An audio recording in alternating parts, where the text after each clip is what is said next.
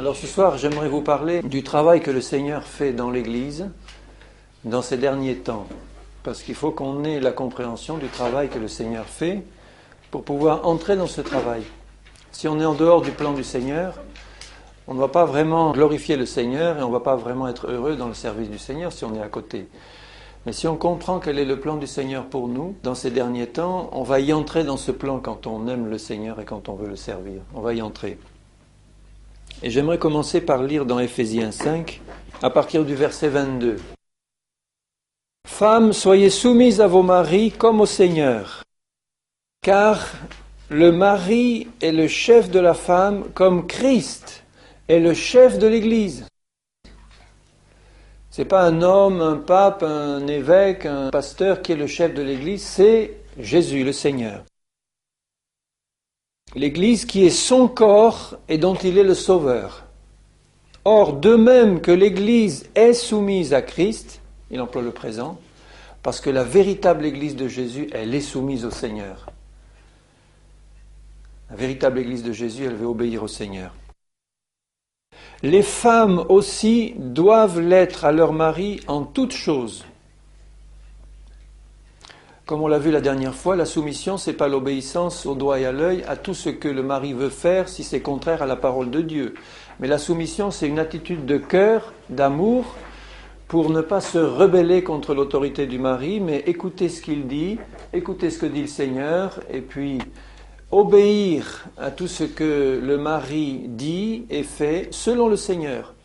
Mais de toute manière, l'attitude du cœur doit être la soumission, c'est-à-dire un cœur humble et un cœur rempli du désir d'être soumis.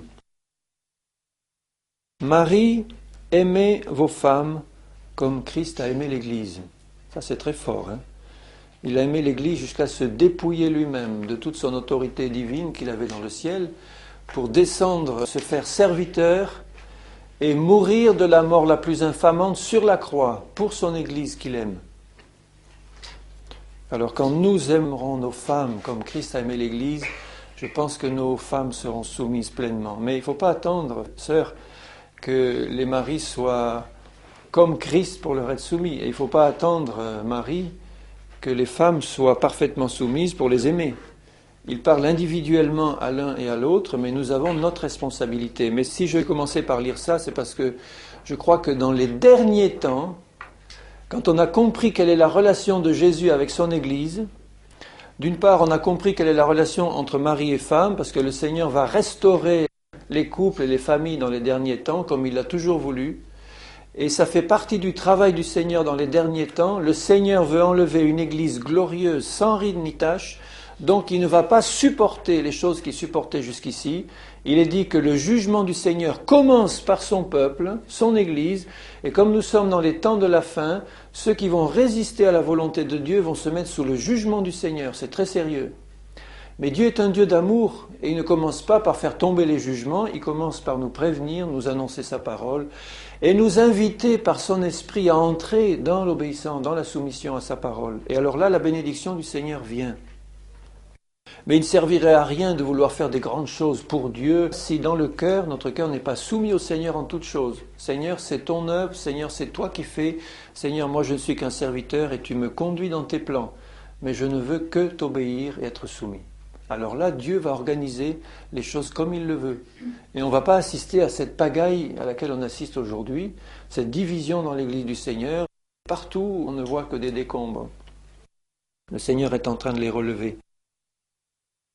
Je relis le verset 25. « Marie, aimez vos femmes comme Christ a aimé l'Église et s'est livré lui-même pour elle, afin de la sanctifier, après l'avoir purifiée par l'eau et la parole, afin de faire paraître devant lui cette Église glorieuse, sans tache, ni ride, ni rien de semblable, mais sainte et irréprochable. » Voilà le plan du Seigneur dans les derniers temps. Ça a toujours été son plan de tout temps, mais comme il revient bientôt et qu'il va enlever une épouse glorieuse qui s'est préparée pour son Seigneur, il est en train, par amour pour son épouse, de la purifier. Et c'est ainsi que nous, maris, nous devons nous comporter je dis ça entre parenthèses, c'est en passant, vis-à-vis de nos femmes. Si nous avons dans notre cœur l'amour du Seigneur Jésus pour son Église, nous allons comprendre l'attitude que nous devons avoir en tant que mari vis-à-vis de nos femmes. C'est la même relation que celle de Christ à son Église, c'est-à-dire il est le Seigneur et le Maître, de même que le mari est le Seigneur et le Maître de sa femme, mais Jésus s'est abaissé jusqu'à être serviteur et a donné sa vie pour son Église, pour son peuple. Et si nous aimons nos femmes de cette manière, nous allons tout faire dans la prière, dans l'intercession, dans tout ce que le Seigneur nous demande de faire, pour présenter nos femmes devant Dieu, saintes, irrépréhensibles, de même que Jésus est en train de tout faire actuellement pour présenter à son Père une Église sainte, glorieuse et irréprochable. Le cœur de l'homme est rebelle, et en particulier le cœur des femmes est rebelle. Je ne dis pas ça en jugement, c'est Dieu qui le dit. Si le Seigneur dit aux femmes, femmes, soyez soumises à vos maris, et s'il dit aux maris, maris, aimez vos femmes, c'est qu'il connaît le cœur des uns et des autres. Il sait que le problème des femmes, c'est la rébellion, et il sait que le problème des maris, c'est le manque d'amour. Alors, si nous acceptons ce plan du Seigneur, il va se passer des choses merveilleuses. Les maris vont être remplis de l'amour sacrificiel du Seigneur Jésus pour son Église, et ils vont intercéder pour leurs femmes, prier pour leurs femmes, soutenir leurs femmes dans la prière, pour la présenter au Seigneur comme une épouse doit être.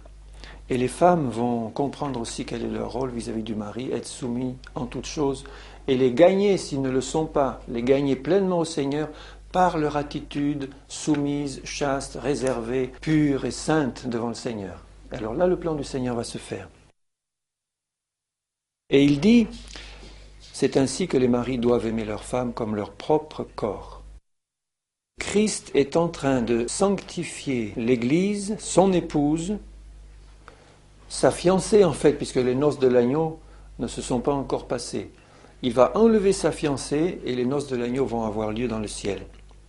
Mais il est dit qu'il veut, après s'être livré pour elle, pour la sanctifier, après l'avoir purifiée par l'eau et la parole.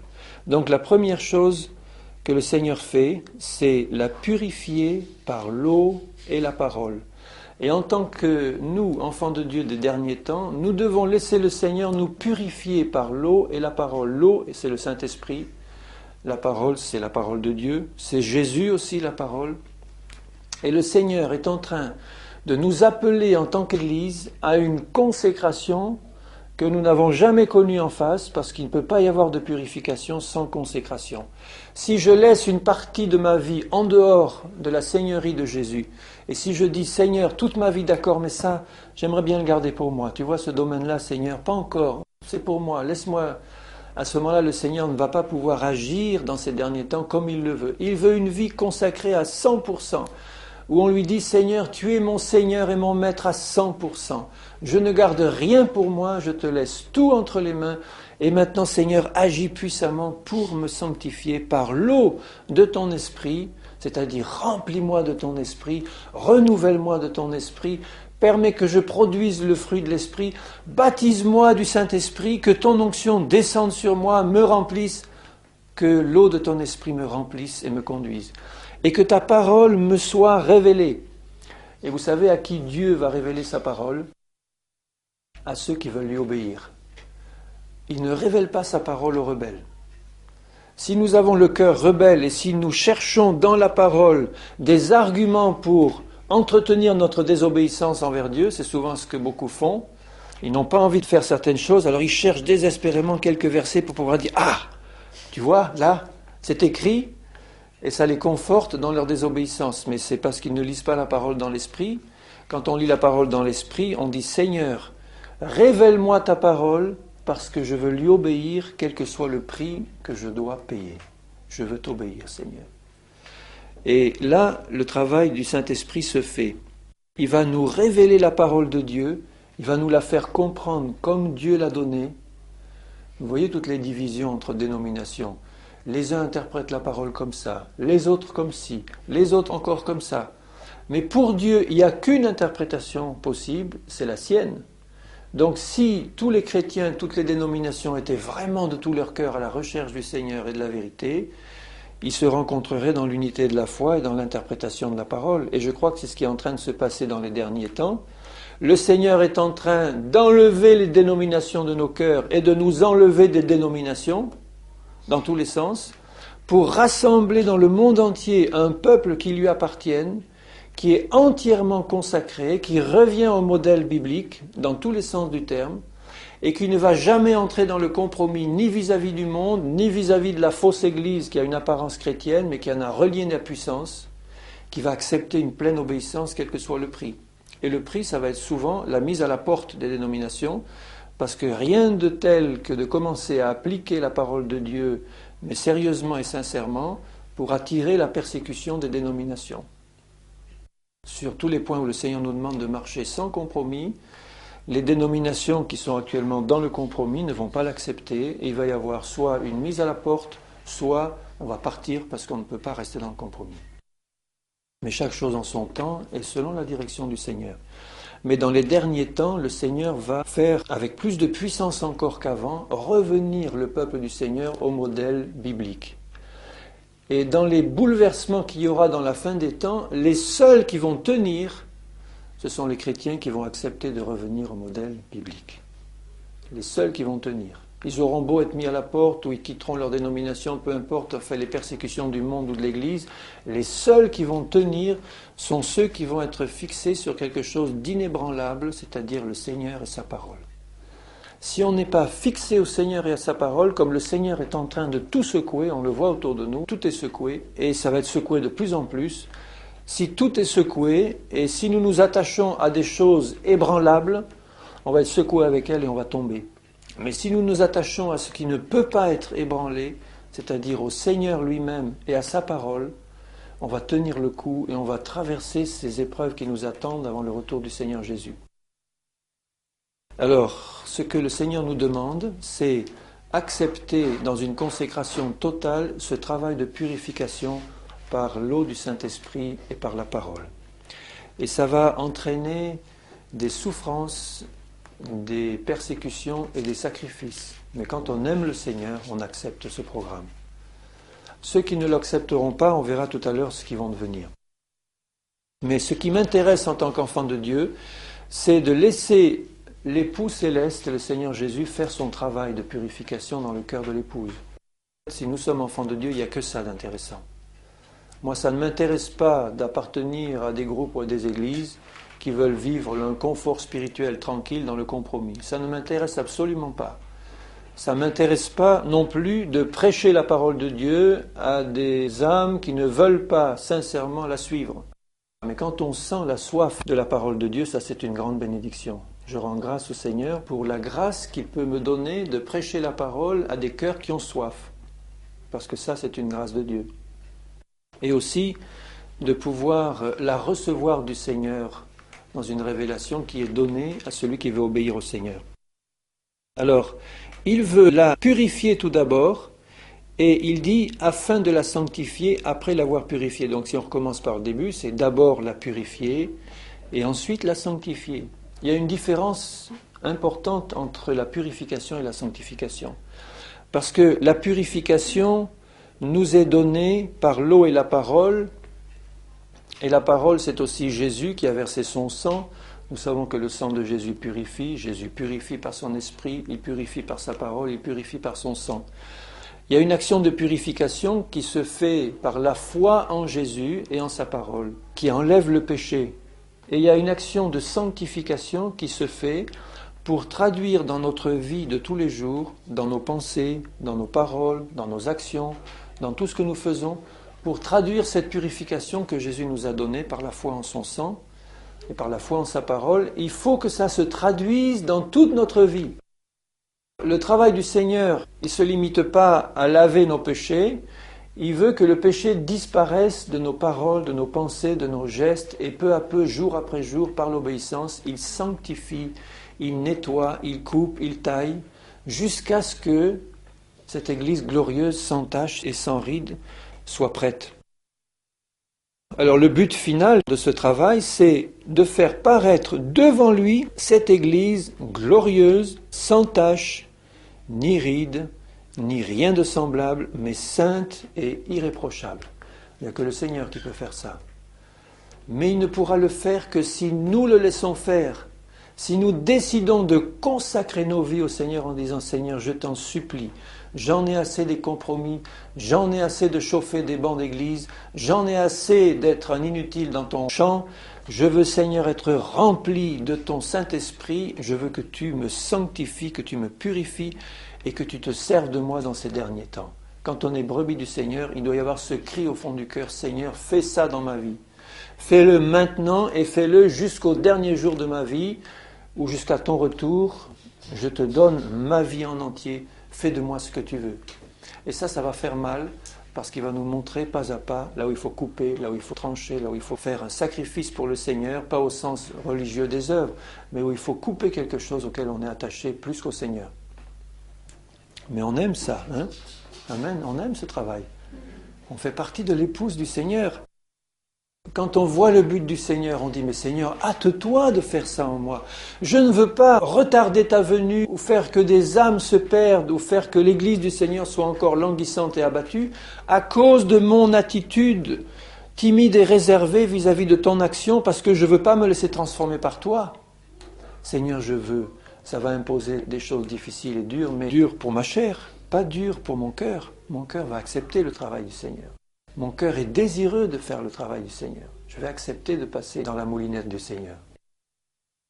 Et plus ma décision de lui donner ma vie sera totale et complète, plus le travail du Seigneur va se faire en profondeur et en rapidité, parce qu'il sait qu'il revient bientôt, et il a besoin d'agir rapidement et en profondeur. Alors ça, c'est le plan du Seigneur.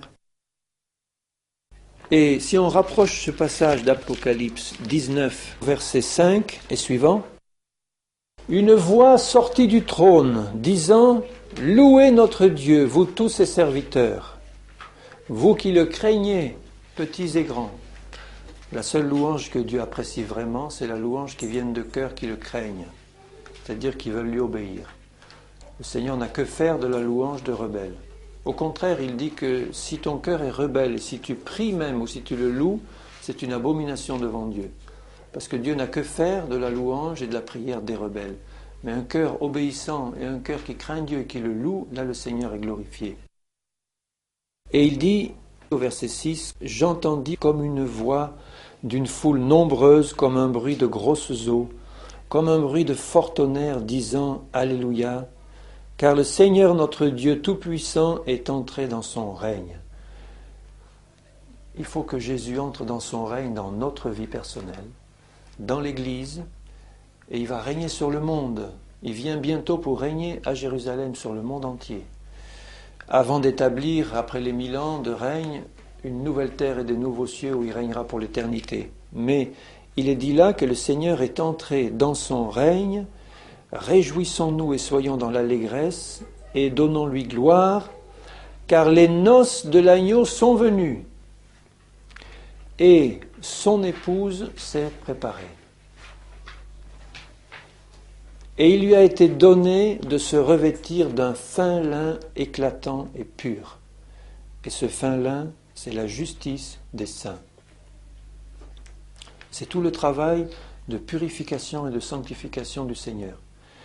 Il n'entrera dans son règne que quand l'épouse sera prête. Il ne peut pas enlever une épouse tachée, ridée, et une épouse qui ne correspond pas à ce qui doit lui être offert en tant que roi des rois et seigneur des seigneurs. Il veut enlever une épouse glorieuse. Et vous savez ce qui va arriver à la fin des temps? Les chrétiens qui ne veulent pas se laisser sanctifier, purifier, ne vont pas être enlevés. Ils ne participeront pas aux noces de l'agneau. Je ne dis pas qu'ils seront perdus, mais ils ne seront pas enlevés, ils vont passer au travers de la grande tribulation et ils n'auront d'autre choix que ou la perdition ou la mort en tant que martyrs. C'est ce qui nous est annoncé dans l'Apocalypse. Et si Jésus appelle à la sanctification, c'est qu'il sait qu'il revient bientôt chercher son épouse et que cette épouse doit avoir dans son cœur le sentiment de l'urgence à se préparer pour le Seigneur. Et il lui est dit ici que son épouse s'est préparée. Alléluia. Et où est-ce qu'elle est, l'épouse du Seigneur? Elle est partout dans la terre entière. Elle est dans les dénominations actuelles. Tous ceux qui ont fait vraiment une expérience avec le Seigneur, qui sont nés de nouveau et qui ont fait cet acte de consécration au Seigneur, ils appartiennent à l'épouse du Seigneur, ils se laissent transformer. L'épouse du Seigneur, elle est aussi dans le monde au sens où il y a beaucoup de gens qui se sont convertis vraiment au Seigneur et qui n'appartiennent à aucune église parce qu'ils n'en connaissent pas dans leur endroit où ils ont vu ce que c'était et ils ne sont pas rentrés.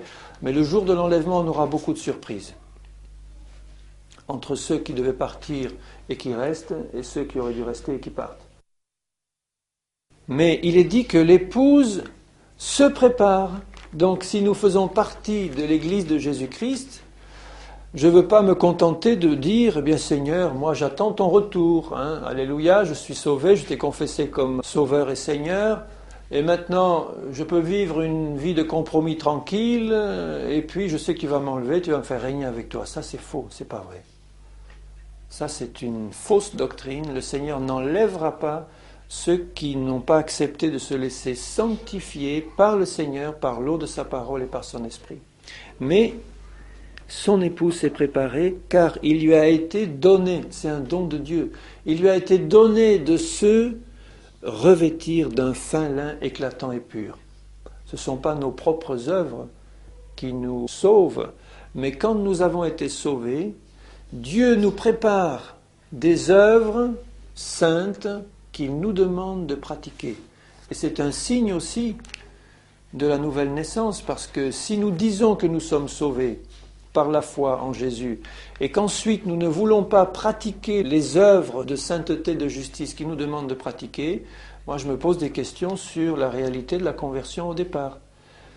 Quand on est vraiment converti au Seigneur, même si on n'est pas encore complètement sanctifié, on désire l'être et on dit « Seigneur, tu vas agir dans ma vie pour m'enseigner, me révéler ta parole, et tout ce que tu vas me montrer, je vais le faire, Seigneur, quel que soit le coût. » Et là, Dieu me donne la grâce et il me donne la révélation de ses œuvres, tout ce que je dois faire, son plan pour ma vie, son plan pour ma famille, pour moi dans les derniers temps, et je vais entrer pleinement dans la bénédiction.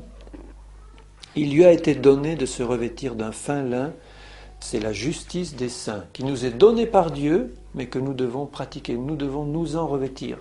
Ce n'est pas Jésus qui va nous en revêtir de celle-là, mais il lui a été donné de se revêtir. C'est comme si Jésus nous présente la robe de mariée. Qui est-ce qui revêt la robe de mariée? C'est la mariée elle-même. Elle se revêt, elle se prépare, elle se fait belle pour son fiancé qui l'attend, qui va être son époux bientôt. Jésus nous présente sa robe de sainteté, de justice, et il nous dit, est-ce que tu veux t'en revêtir, oui ou non? Est-ce que tu veux quitter tes oripeaux souillés, tachés? Est-ce que tu veux te revêtir? Et une fois que tu t'en es revêtu, est-ce que tu veux bien surveiller à ne pas tacher cette robe? Ou en tout cas, si elle est tachée, reviens vite, mon sang efface ces taches. Et l'ange me dit, heureux ceux qui sont appelés au festin des noces de l'agneau. Heureux. Parce qu'il y a beaucoup d'appelés mais peu d'élus. Et les élus, ce sont les appelés qui ont répondu oui. Ça ne dépend pas du caprice de Dieu. Dans Apocalypse, toujours, au chapitre 2, le Seigneur parle aux églises. Et j'aimerais qu'on regarde certaines des choses qu'il dit à l'église, à celle qu'il est en train de préparer pour son épouse et qu'il veut purifier et sanctifier. Au chapitre 2 et 3 de l'Apocalypse, il parle à 7 églises, qui sont des églises qui ont existé. Sur le plan symbolique, on peut aussi en retirer des enseignements pour nous, Église du Seigneur, parce que quand il parle à ces églises-là, il parle à nous aujourd'hui, à l'Église du Seigneur. Et il nous dit au chapitre 2, c'est Jésus qui parle, écrit à l'ange de l'Église d'Éphèse, « Je connais tes œuvres, ton travail, ta persévérance.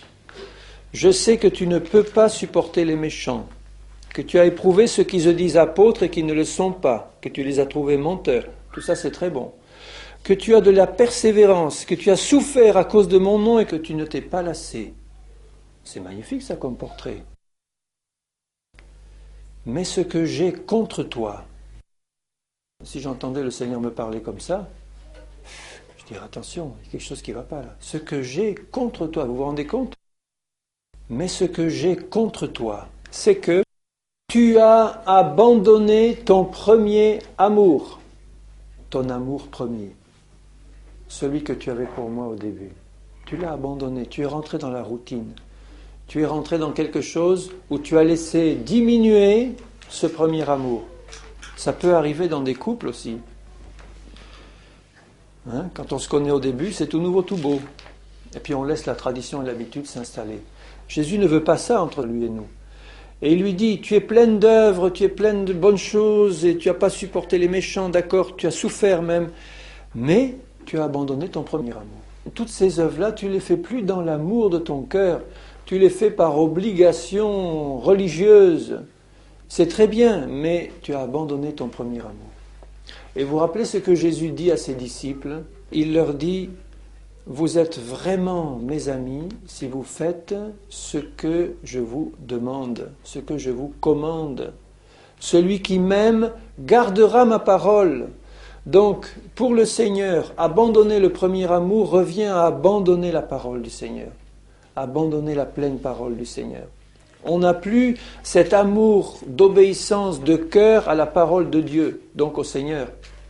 Et on entre dans toute une série d'œuvres religieuses qui couvrent notre désobéissance, mais qui n'échappent pas à l'œil du Seigneur. Il a un œil perçant.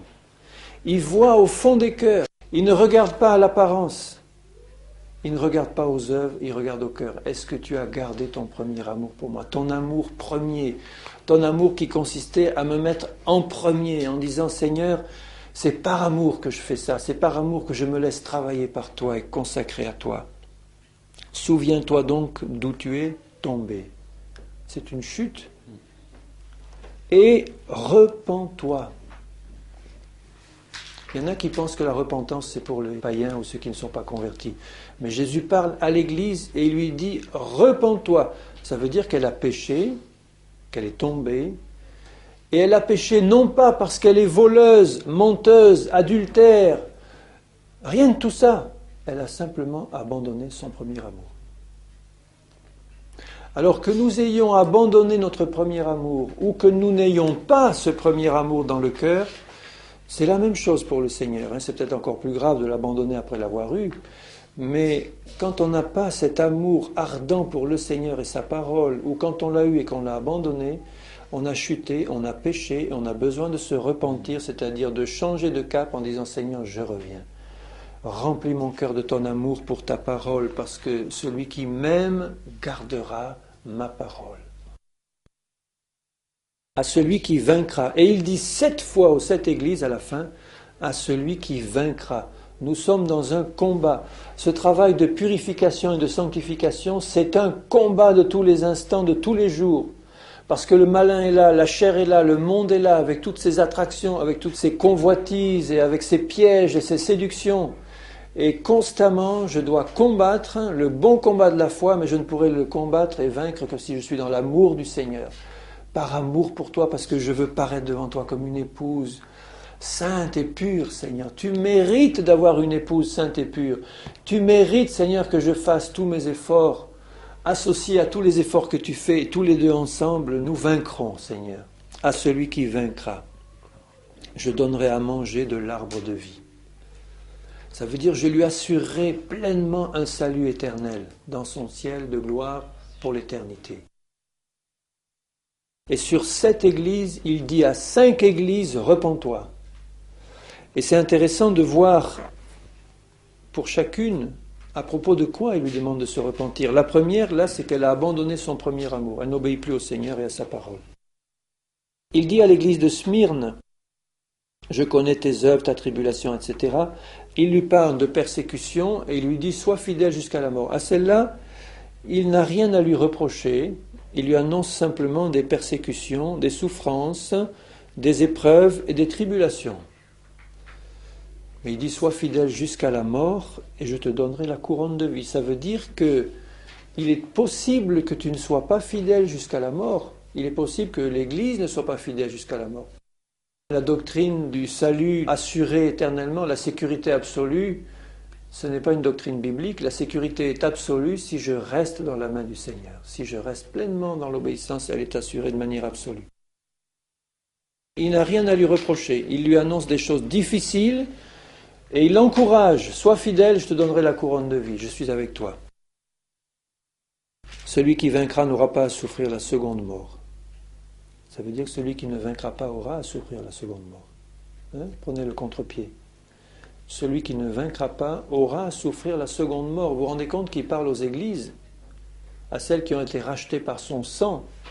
Et il dit à l'église qui est infidèle et qui est tombée, il dit, si tu ne te repens pas, tu auras à souffrir la seconde mort, c'est-à-dire la perdition éternelle.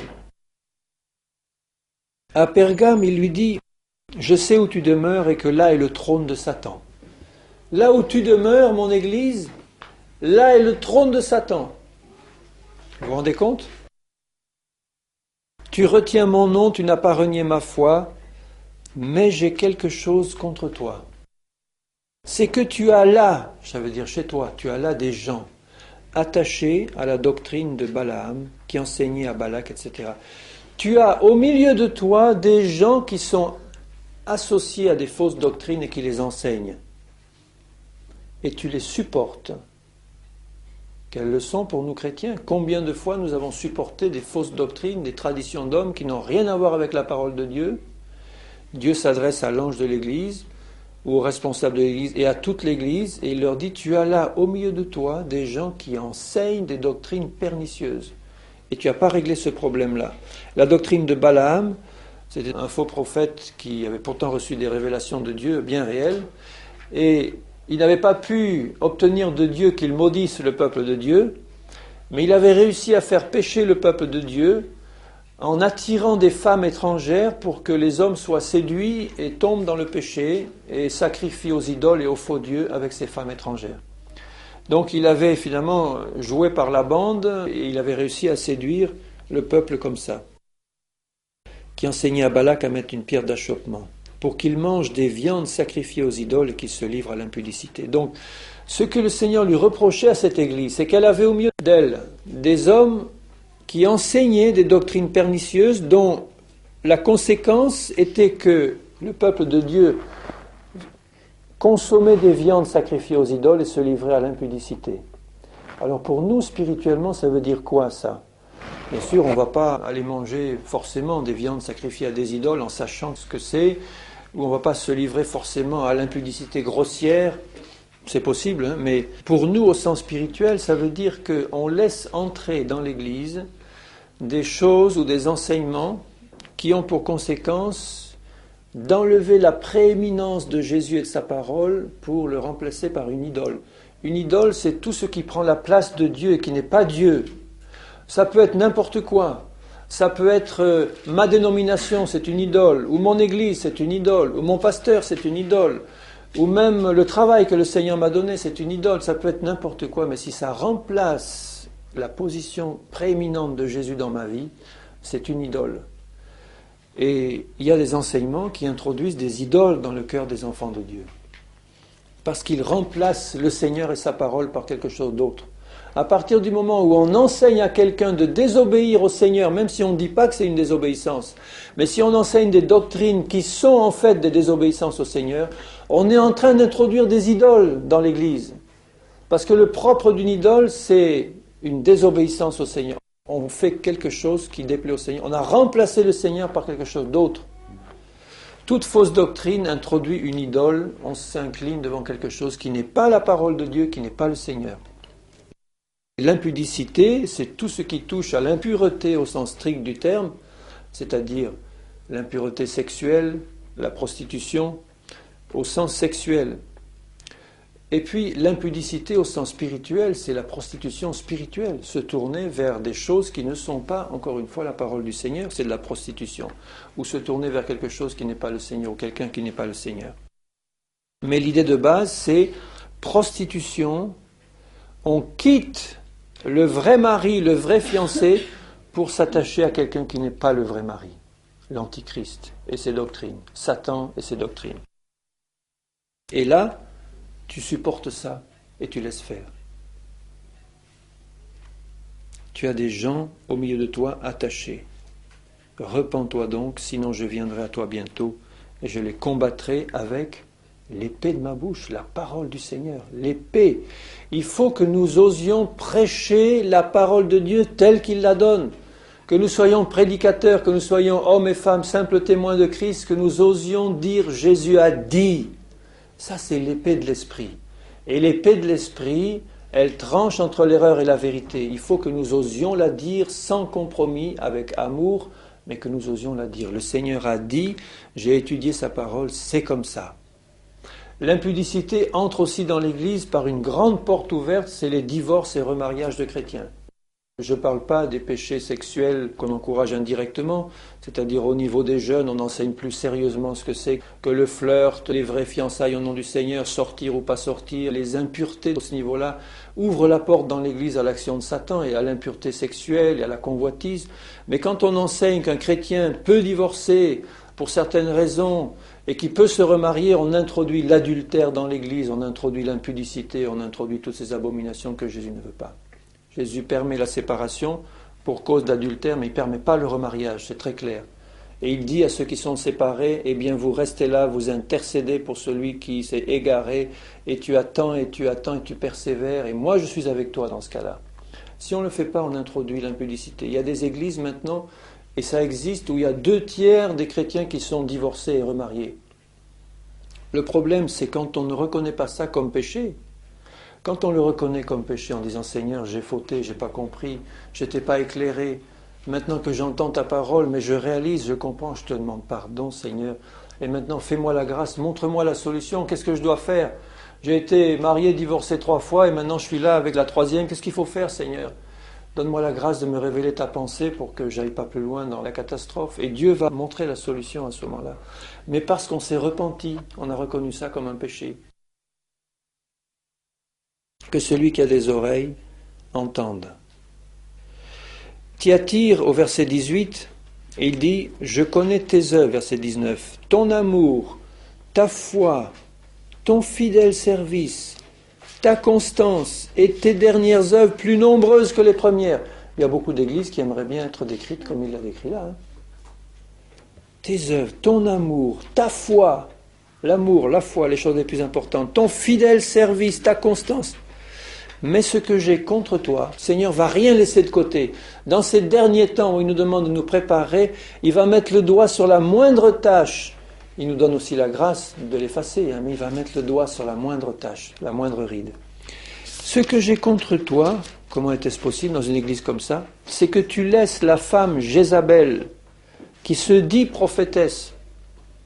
Jézabel était la femme d'un affreux roi Akab, un roi apostat, qui avait introduit l'idolâtrie et l'occultisme et le satanisme dans le peuple du Seigneur. Donc là, spirituellement, c'est des faux prophètes ou fausses prophétesses qui parlent de la part du Seigneur pour enseigner des choses mauvaises. C'est exactement le même problème que l'autre. Enseigner et séduire mes serviteurs pour qu'ils se livrent à l'impudicité et qu'ils mangent des viandes sacrifiées aux idoles. Le même problème dans cette église. Et là, en plus, c'est fait par une femme qui se dit prophétesse. Je lui ai donné du temps pour qu'elle se repente. Et elle ne veut pas se repentir. Vous voyez comme le Seigneur est bon. Il lui a parlé. Cette femme, ça peut être une femme réelle qui se dit prophétesse, ou ça peut être une partie de l'Église qui se dit avoir reçu des révélations de Dieu, qui est en train d'enseigner des abominations et des fausses doctrines qui vont pousser le peuple de Dieu dans des directions qui ne sont pas celles du Seigneur. Je lui ai donné du temps pour qu'elle se repente. Ça veut dire je lui ai parlé, je lui ai montré que c'était faux, et elle ne veut pas. Il ne dit pas, elle ne s'est pas du tout rendue compte. Elle ne veut pas se repentir de son impudicité. Pour le Seigneur, il faut qu'on comprenne bien que tout ce qui nous tient à l'écart de la vérité, c'est de l'impudicité. C'est de l'impureté, c'est de la prostitution spirituelle. Si je suis une doctrine qui n'est pas la parole de Dieu, pour le Seigneur, je me suis écarté de l'époux et de sa parole, et je suis dans l'impureté. Donc le travail du Seigneur de purification, c'est d'enlever de mon cœur toutes les fausses doctrines, les traditions des hommes, qui sont de l'impureté pour lui, par la repentance. Je vais la jeter sur un lit et envoyer une grande tribulation à ceux qui commettent adultère avec elle, à moins qu'ils ne se repentent. Et frères et sœurs, c'est ce qui arrive aujourd'hui. Le Seigneur va envoyer, écoutez bien, le Seigneur va envoyer sur toute la partie de l'Église qui se dit Église de Jésus, mais qui ne veut pas abandonner les traditions des hommes, les fausses doctrines et les choses qui actuellement sont considérées par Dieu comme de l'impudicité. Le Seigneur va envoyer une tribulation telle sur cette partie de l'Église qu'elle sera jetée sur un lit spirituellement, c'est-à-dire elle sera mise à terre, elle sera livrée au spectacle de tous. On verra qu'elle a été dans l'adultère. Elle sera jetée sur un lit et envoyer une grande tribulation à ceux qui commettent adultère. Je ferai mourir de mort ses enfants. Ça peut être physique, ça peut être spirituel, mais il y aura un jugement. Tous ceux qui ont accepté de suivre ces doctrines et qui ne vont pas se repentir seront punis de mort par le Seigneur. C'est des choses sérieuses. Et toutes les églises connaîtront que je suis celui qui sonde les reins et les cœurs, et je vous rendrai à chacun selon vos œuvres. Ce sont des paroles d'amour. On parle toujours d'un doux Jésus qui est gentil, mignon, qui pardonne tout. Mais est-ce qu'on regarde ces paroles qui sont des paroles fortes? Je ferai mourir de mort ses enfants. C'est des paroles qu'il faut mettre dans nos cœurs aussi. Et toutes les églises connaîtront, toute l'église connaîtra qui marche avec Dieu et qui ne marche pas avec Dieu. On verra quels sont les serviteurs de Dieu qui sont fidèles, ceux qui ne le sont pas. Dieu va mettre toutes choses à nu. Il va dévoiler les choses cachées. Il jettera les incrédules et les impudiques sur des lits de douleur et de tribulation. Mais à vous, tous les autres de Thyatire, qui ne reçoivent pas cette doctrine, pourquoi ils ne la reçoivent pas? Parce qu'ils ont écouté, ils ont comparé, ils ont interrogé le Seigneur, ils ont lu la parole, ils ont dit non, ça va pas. C'est pas du Seigneur, je la refuse. Je la refuse. Je vous dis, je ne mets pas sur vous d'autres fardeaux, seulement ce que vous avez, retenez-le. Ce que vous avez, c'est-à-dire la vérité de ma parole, puisque vous avez testé ça et que vous avez rejeté l'erreur, ce que vous avez, gardez-le, retenez-le jusqu'à ce que je vienne. Gardez fidèlement toute la vérité que je vous montre, et tout ce que je vais vous montrer comme vérité, gardez-la. C'est elle qui va vous garder. À celui qui vaincra, je donnerai autorité sur les nations. Ça veut dire que quand Jésus reviendra, tu régneras avec lui sur la terre. Celui qui régnera avec Jésus, c'est pas n'importe qui, c'est celui qui aura résisté à l'erreur et au mensonge, qui aura accepté le prix et qui va tenir ferme jusqu'au bout. À Sardes, au chapitre 3, il dit « Je connais tes œuvres, je sais que tu passes pour être vivant et tu es mort. » Vous vous rendez compte qu'il parle à l'Église? Tu passes pour être vivant. Il y a des églises qui passent pour être très vivantes. Oh, on loue, formidable, une musique terrible, des louanges à tout casser. Et puis, il se passe des choses apparemment. Mais aux yeux de Jésus, tu es mort. Tu es mort parce que tu ne gardes pas la vérité, tu ne gardes pas ma parole. Sois vigilant et affermis le reste qui est près de mourir.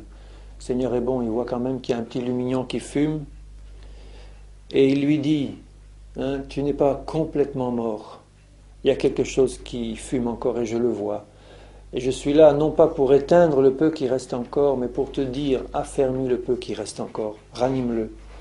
Car je n'ai pas trouvé tes œuvres parfaites devant Dieu. Rappelle-toi comment tu as reçu et entendu, et garde et repens-toi. Et si tu ne veilles pas, je viendrai comme un voleur, et tu ne sauras pas à quelle heure je viendrai sur toi. Un voleur ne prévient pas. Quand Jésus viendra pour enlever l'Église, il ne va pas prévenir du jour et de l'heure.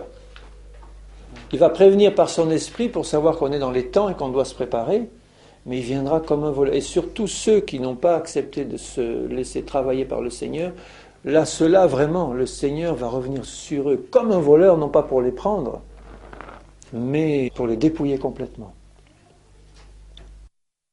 Cependant, tu as à Sardes quelques hommes qui n'ont pas souillé leurs vêtements.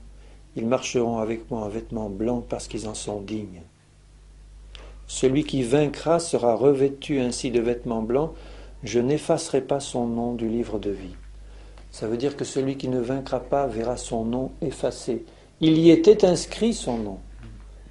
Il y était inscrit, puisqu'on ne peut pas effacer quelque chose qui n'était pas inscrit auparavant. Ton nom était inscrit sur le livre de vie, lui dit le Seigneur.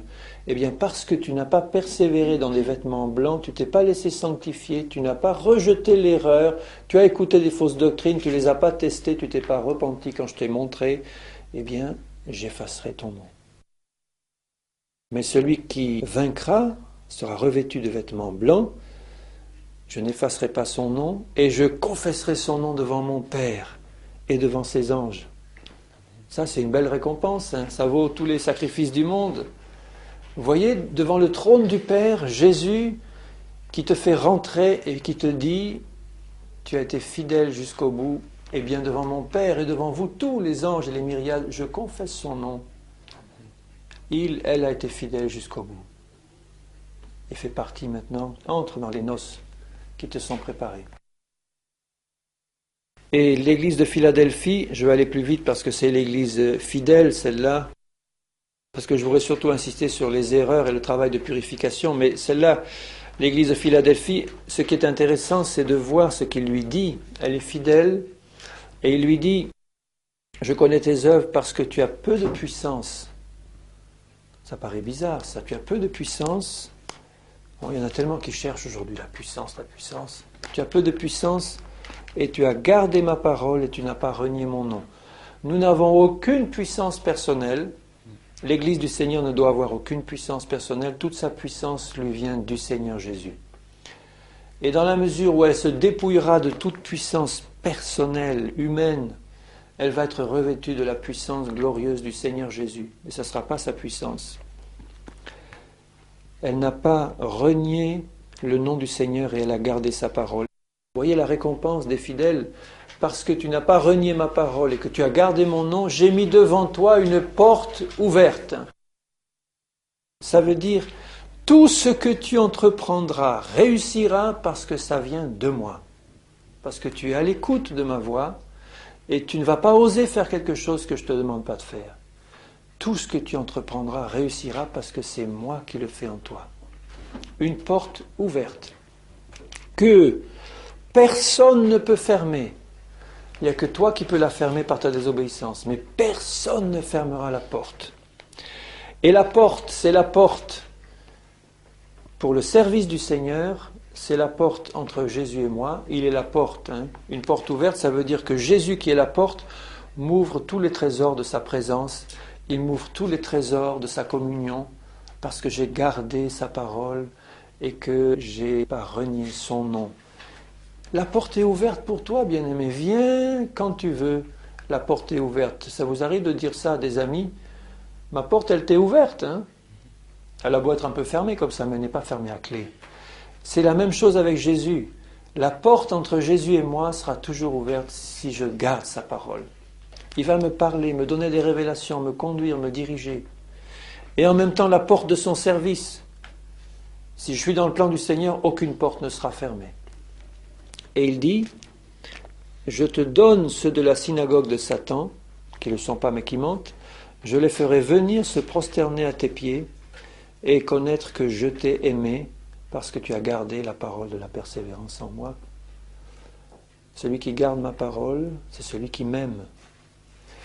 Et je te garderai, parce que tu as gardé la parole de la persévérance, je te garderai à l'heure de la tentation, c'est-à-dire de la séduction qui vient sur le monde entier pour l'éprouver. Il va y avoir dans ces derniers temps une séduction tellement épouvantable, tellement grande, tellement puissante. Et la différence entre l'erreur et la vérité en matière de séduction est minime. Ça veut dire que Satan va venir avec une apparence presque absolue de vérité, mais une grande séduction.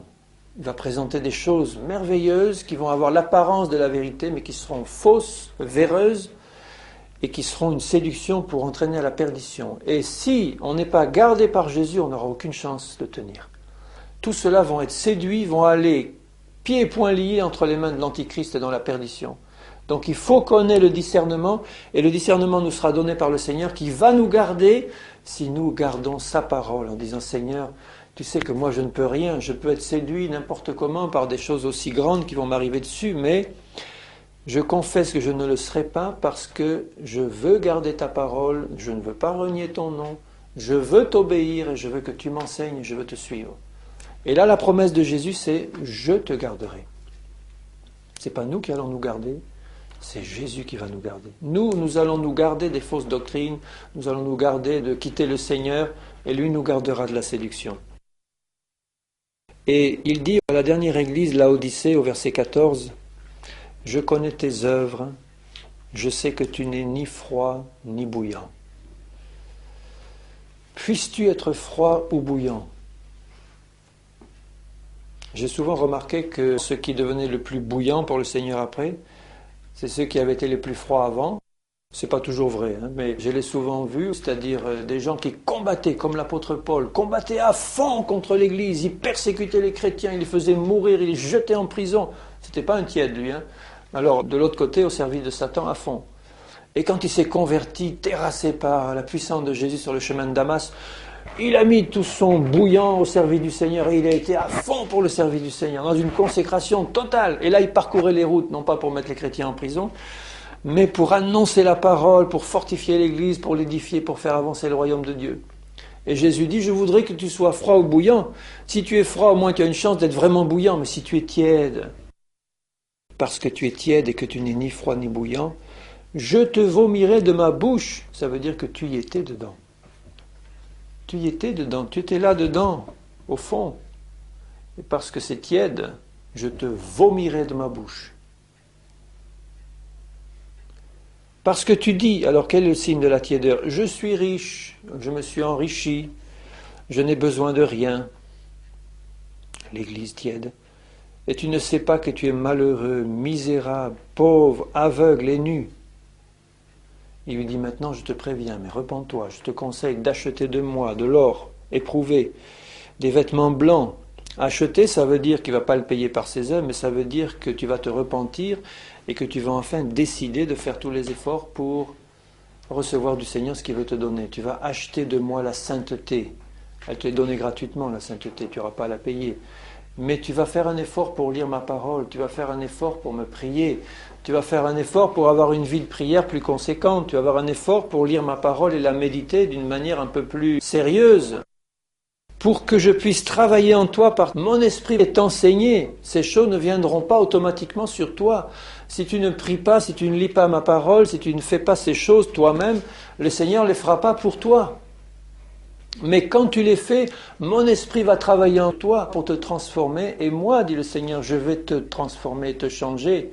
Mais tu dois faire cet effort dans ma communion. Et parce que tu ne le fais pas, je t'engage à le faire. Et un collier pour oindre tes yeux pour que tu vois. Moi, je reprends et je châtie tout ce que j'aime. Aie donc du zèle et repens-toi. Je me tiens à la porte et je frappe. Si quelqu'un entend ma voix et ouvre la porte, j'entrerai chez lui et je souperai. On utilise souvent ce verset pour les inconvertis, mais c'est à l'Église qui parle. C'est pas à quelqu'un qui ne connaît pas le Seigneur. Il frappe à la porte de l'Église de Laodicée, la tiède, et il lui dit, je suis ton époux, je reviens bientôt, je veux rentrer pour te changer, te rendre bouillante. Le Seigneur frappe, il ne veut pas violer notre volonté. L'église de Laodicée peut très bien dire, Seigneur, je suis très bien comme ça, j'ai besoin de rien, reste où tu es, Seigneur, j'ai besoin de rien, je suis riche, je suis tranquille, j'ai des beaux bâtiments, j'ai plein de sous dans la caisse, on a 1500 personnes dans l'église, on fait des louanges merveilleuses, on a tout ce qu'il faut, mais Jésus dit, tu es tiède parce que tu as rejeté ma parole. Je frappe. Tu veux me laisser rentrer? Je veux souper avec toi. C'est merveilleux cette image, souper dans l'intimité avec toi. Je veux t'apprendre à retourner aux pieds de ton Seigneur pour recevoir de lui sa nourriture, la vraie. Quand le Seigneur nous montre l'urgence qu'il y a dans ces derniers temps à le laisser achever cette préparation de l'Église, eh bien ça doit amener des changements dans notre vie. Et il va y en avoir des changements que le Seigneur va nous montrer à tous les niveaux. Et on doit être décidé à obéir au Seigneur de bon cœur. Ça va entraîner des persécutions et des souffrances. Je crois que l'Église des derniers temps va revenir au modèle de la parole de Dieu, Ça va être des églises de maison, des petits groupes informels qui seront dirigés par des ministères choisis par Dieu, envoyés par le Seigneur, qui vont faire une action puissante dans ces derniers temps, qui seront remplis du Saint-Esprit et de feu, et qui vont aller évangéliser, qui vont se préparer à la venue du Seigneur. Et les grandes églises institutionnalisées, elles vont rentrer à flot dans le corps de la prostituée, dont je n'ai pas eu le temps de parler ce soir, mais de même que l'épouse se prépare, la prostituée se prépare. Et la prostituée, c'est le rassemblement de toutes les églises apostates sous la direction de Rome. Pas seulement l'Église catholique romaine, mais toutes les églises apostates qui ont renié la plénitude de la vérité et qui ont décidé de s'associer à l'Église de Rome sera constituée par la prostituée. On voit ça dans Apocalypse 17, clairement. Mais j'en parlerai la prochaine fois. Je préférais parler d'abord de l'épouse que de la prostituée. Nous voulons faire partie de l'épouse et pas de la prostituée. Donc, faire un choix très clair et net, et dans les derniers temps, personne ne pourra rester entre deux chaises. Personne pourra choisir l'un ou l'autre. Et nous choisissons l'épouse du Seigneur parce qu'on l'aime. Amen. Alléluia.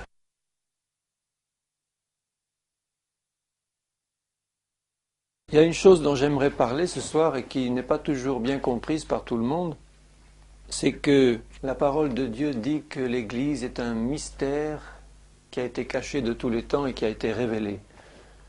À la fin des temps, au moment où Jésus est venu sur la terre et au moment de la Pentecôte, le Seigneur a institué l'Église. Et l'Église, c'est un mystère qui est révélé maintenant. Même les prophètes de l'Ancien Testament n'avaient pas une vue claire de ce que c'est que l'Église. Les prophètes ont prophétisé sur la venue du Seigneur, du Messie, ils ont prophétisé sur le salut, ils ont prophétisé sur les événements de la fin, mais cette période de l'Église n'était pas clairement révélée. Elle nous est nettement montrée dans la Nouvelle Alliance. Qu'est-ce que c'est que l'Église ? Jésus va venir enlever seulement son Église, épouse. Les autres ne vont pas être enlevés. Et l'Église, c'est celle qui est prête pour l'enlèvement. Qu'est-ce qu'il faut faire pour être prêt pour l'enlèvement ? Il faut avoir une belle robe blanche, sans tache. Parce que Jésus va enlever son épouse. Et il va enlever une épouse qui a une robe toute blanche. Vous avez déjà vu des mariages ?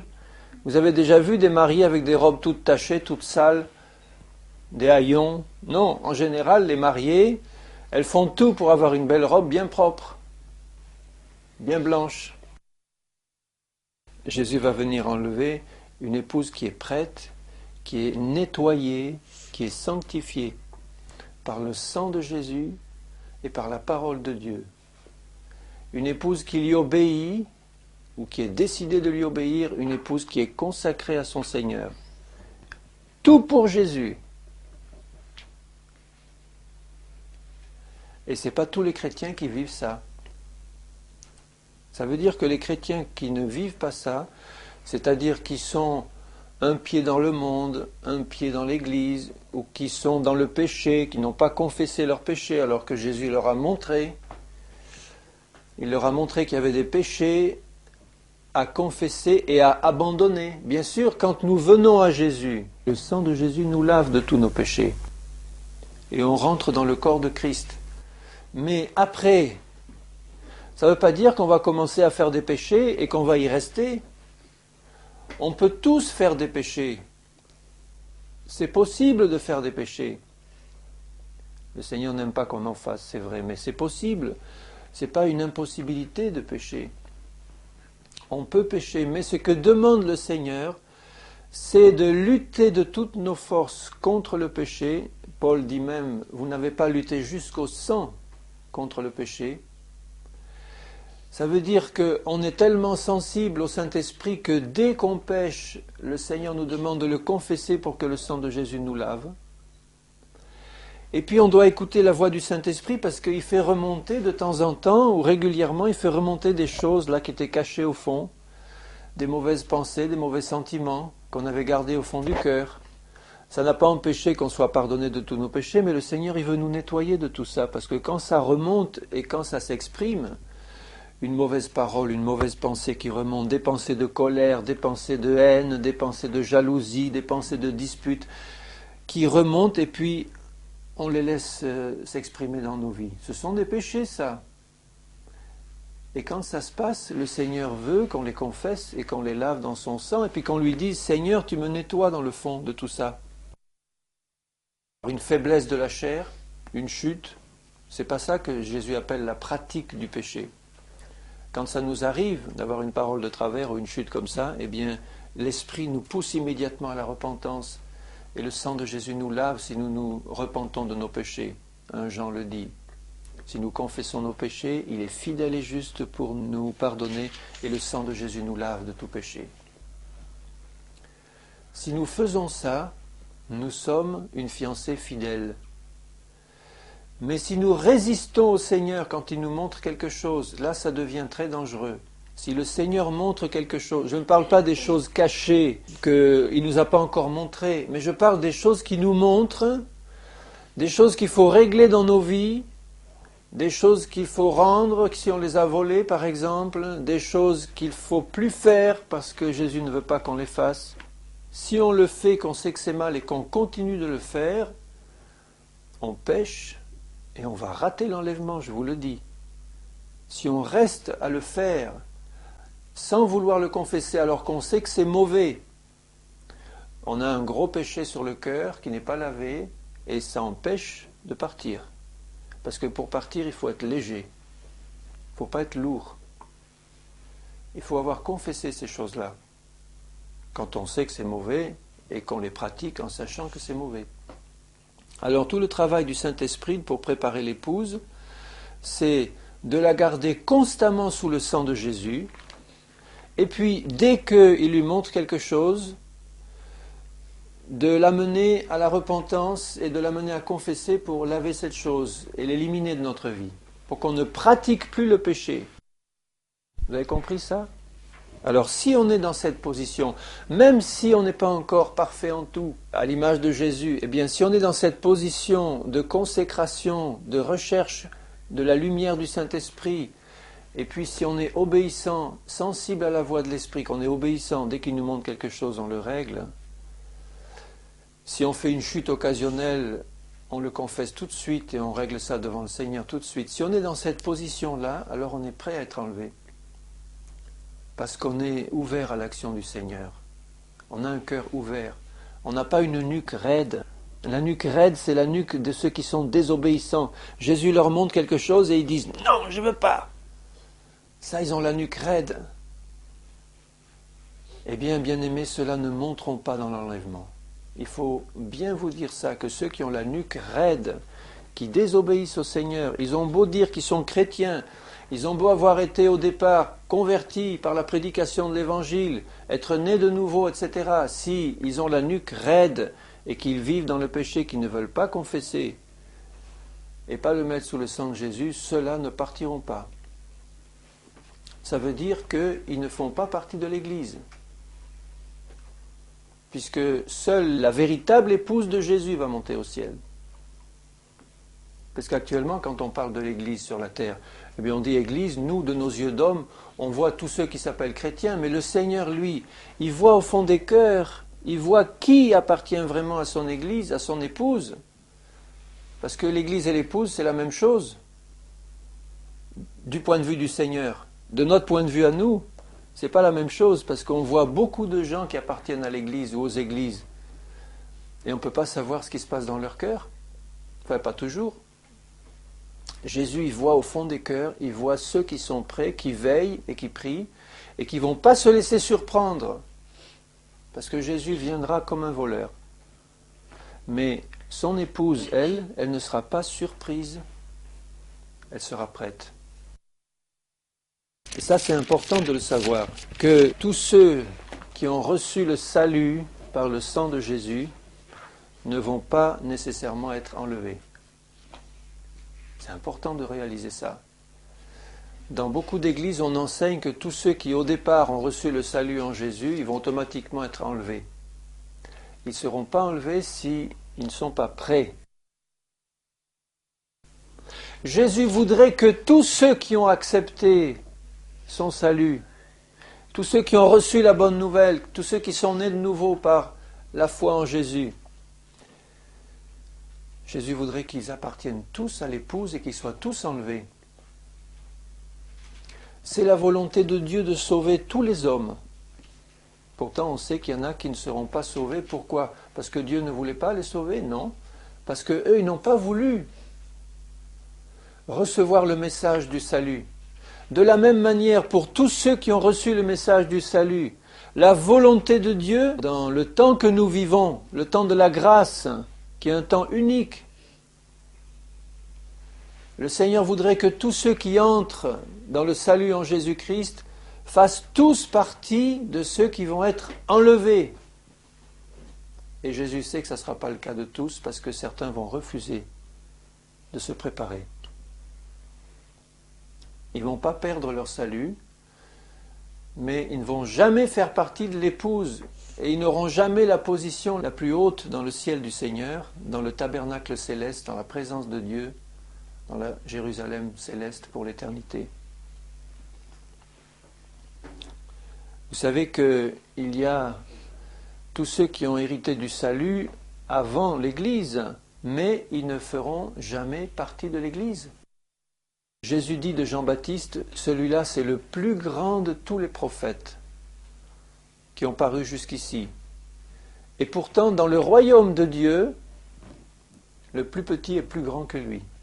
Et Jean-Baptiste dit, moi, je fais partie des amis de l'époux. Ma joie est parfaite de voir l'époux avec l'épouse. Celle à qui appartient l'époux, c'est l'épouse.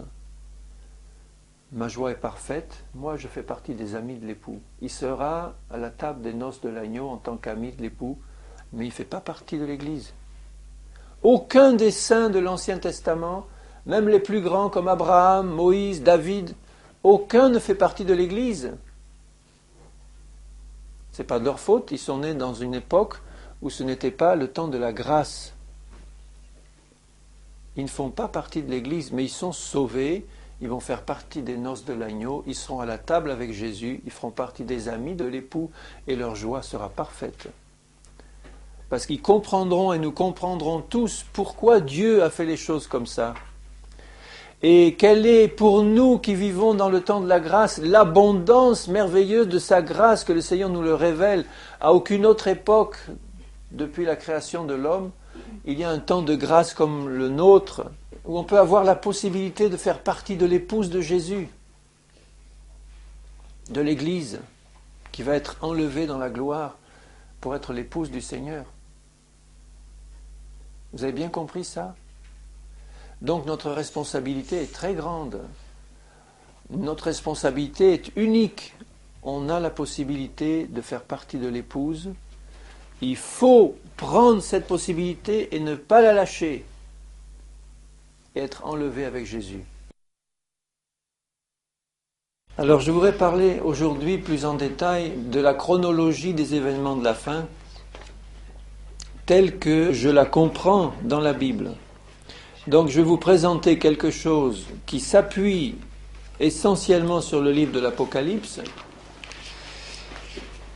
et qui a été reçu du Seigneur dans la prière, mais que je soumets à votre analyse et à votre prière personnelle. C'est très important, quand vous écoutez prêcher la parole, de retourner devant le Seigneur et devant sa parole pour la tester et dire, Seigneur, tu vas me confirmer toi-même par ton esprit et ta parole.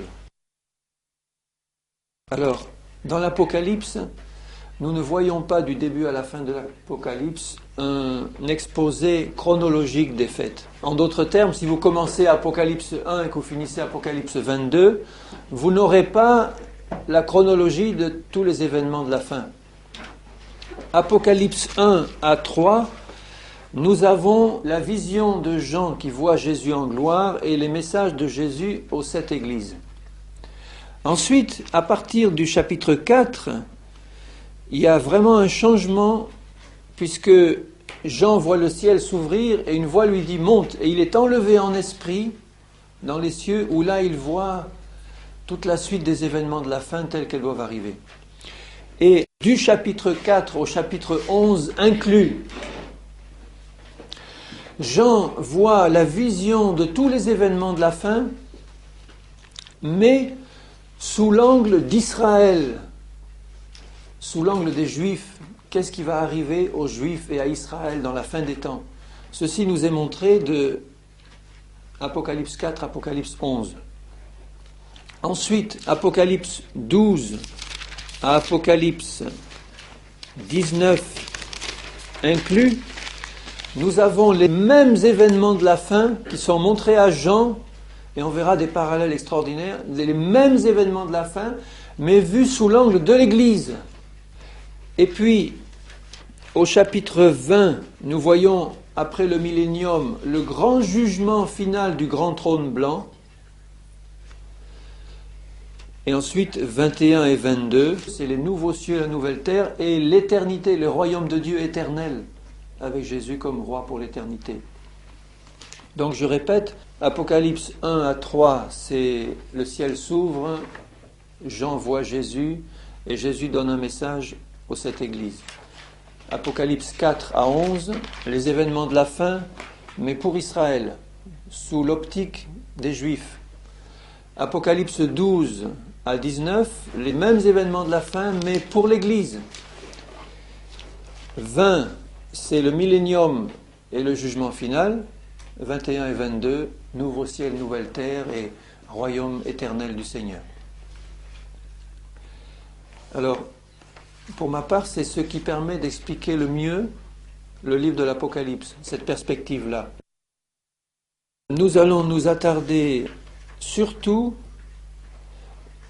au chapitre 12 à 19 de l'Apocalypse, puisqu'elle concerne l'Église.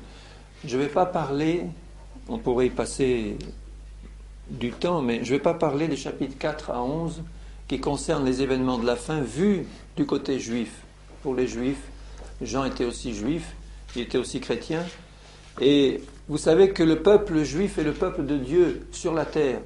L'Église est le peuple de Dieu dans les cieux. On est aussi sur la terre, mais dans les cieux. Donc, dans tout le livre de l'Apocalypse, le Seigneur voulait donner à la fois un avertissement à son peuple sur la terre, puisque les Juifs seront mêlés de très près aux événements de la fin, avec l'Antichrist, l'alliance avec l'Antichrist, etc. Nous savons qu'ils passeront aussi par une grande tribulation. Et sur le plan spirituel, l'Église est également mêlée de très près aux événements de la fin, et le Seigneur a un avertissement pour les deux. Son peuple terrestre Israël, son peuple spirituel l'Église. C'est pour ça que tout est repris dans l'Apocalypse. Mais pour nous, ce qui nous concerne, on doit lire tout le livre, mais ce qui nous concerne ce soir, en tout cas directement, c'est l'avertissement de Jésus à l'Église. Les chapitres 12 à 19. Alors je vais aussi ce soir parler surtout des chapitres 12, 13, 14, 15, 16. Donc ce soir, ce sera surtout 12 à 16. Parce que les chapitres 12 à 16 nous présentent la chronologie des événements de la fin pour nous chrétiens. Dans Apocalypse 12, Jean voit un grand signe dans le ciel, une femme en travail d'enfantement. Alors il y a eu plusieurs interprétations sur la femme. Certains ont dit que c'était Israël qui donne naissance au Christ, à Jésus.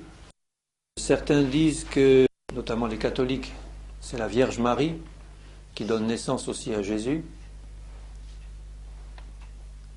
Mais je crois pour ma part que la seule bonne interprétation, la seule, puisque quand on voit les versets, ni la Vierge Marie ni Israël ne peuvent entrer dans tous les détails qui sont présentés sur cette femme, la seule interprétation c'est l'Église. Puisque la vision des événements de la fin pour l'Église commence au chapitre 12, le Seigneur commence à montrer à Jean l'Église, telle qu'elle se trouve dans les temps de la fin. Et cette femme est l'Église. La femme, c'est l'Église, visible sur la terre, et celle qui est constituée de tous ceux qui ont confessé Jésus comme leur Seigneur et Sauveur un jour, réellement, qui sont nés de nouveau, qui ont été baptisés dans le Saint-Esprit, nés de l'Esprit et baptisés de l'Esprit. Elle est enveloppée du soleil. On sait que dans la Bible, le soleil, c'est le soleil de la justice de Dieu. Le soleil de la justice de Dieu. Dans Malachie 4.2, vous le voyez. Je ne vais pas le lire, mais je vous cite. Donc, l'Église est revêtue de la justice du Seigneur. C'est pour ça qu'elle est enveloppée du soleil. Elle a la lune sous les pieds, sous ses pieds. La lune, on sait que c'est un symbole occulte aussi. Mais là, ici, en ce qui concerne l'Église, ce n'est pas cette interprétation qui est la bonne, puisque la femme est posée sur la lune, et on sait que la lune est un astre qui n'a pas de lumière en lui-même, mais qui reflète la lumière du soleil. Et la véritable Église de Jésus n'a pas de lumière propre, elle reflète la lumière de Dieu. Elle est montée donc sur ce petit piédestal lunaire qui ne reflète absolument pas sa propre lumière, mais la lumière du soleil, et qui représente l'humilité, l'obéissance dans la grâce de Dieu. Enfin, pour moi, c'est vraiment l'interprétation qui me satisfait le plus. Et les 12 étoiles, une couronne de 12 étoiles, les étoiles, dans l'Apocalypse, représentent les serviteurs de Dieu, les messagers de Dieu. Tout à fait au début du livre, le Seigneur s'adresse aux églises, et il montre dans sa main 7 étoiles, et il dit ces 7 étoiles, ce sont les anges des églises, ou un autre terme, ce sont les messagers des églises, ou les serviteurs du Seigneur.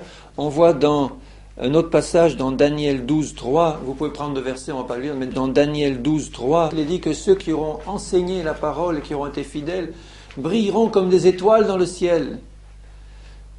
Alors, les 12 étoiles, c'est d'abord les 12 apôtres de l'agneau et symboliquement les serviteurs du Seigneur. Les serviteurs du Seigneur. Elle a les 12 étoiles sur sa tête. Elle était enceinte et elle criait en travail d'enfantement. L'apôtre Paul, il dira, je suis dans les travails d'enfantement pour vous enfanter à Christ. En tant que serviteur de Dieu, il travaillait à enfanter l'épouse du Seigneur, il y travaillait. On sait que tous les ministères dans Éphésiens 4 travaillent à perfectionner les saints pour qu'ils puissent parvenir par l'action du Saint-Esprit et de la parole à la mesure de la stature parfaite de Christ. Donc ces serviteurs de Dieu sont sur la tête de l'Église parce qu'ils exercent leur ministère sur l'Église, mais c'est l'Église qui enfante le fils mâle, l'enfant mâle. Alors comme il s'agit d'événements, je vous l'ai dit tout à l'heure, qui sont dans la fin des temps, quand dans le chapitre 4 il est dit à Jean, je vais te montrer ce qui va se passer dans la suite des temps. Et il est enlevé pour voir les événements de la fin. Au moment où Jean avait cette vision, Jésus était déjà monté au ciel. C'est déjà après l'enlèvement de Jésus. Et quand il lui montre ces événements de la fin, quand il lui montre cet enfant mâle qui est enlevé au ciel dès sa naissance, il ne peut pas s'agir de Jésus. C'est pas possible, parce qu'il lui montre des événements de la fin, et Jésus est déjà monté au ciel à cette époque-là même où Jean avait la vision.